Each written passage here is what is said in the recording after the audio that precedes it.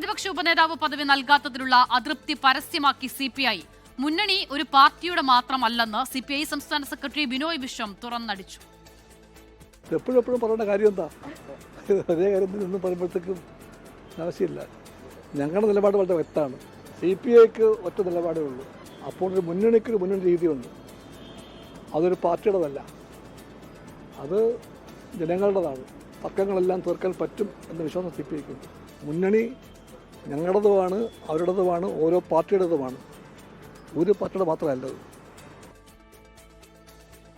പാർട്ടിക്ക് അപമാനകരമാകുന്ന രീതിയിൽ ഉപനേതാവ് പദവി എന്ന ആവശ്യം തിരിച്ചടിയായതിൽ സംസ്ഥാന സെക്രട്ടറിക്ക് വീഴ്ചയുണ്ടായി എന്ന് പാർട്ടിക്കുള്ളിൽ വികാരമുണ്ട്. CPIM ആവശ്യം തള്ളിയതോടെ തുടർ നിലപാട് തീരുമാനിക്കാൻ CPI സംസ്ഥാന സെക്രട്ടേറിയറ്റ് തിരുവനന്തപുരത്ത് ചേരുകയാണ്.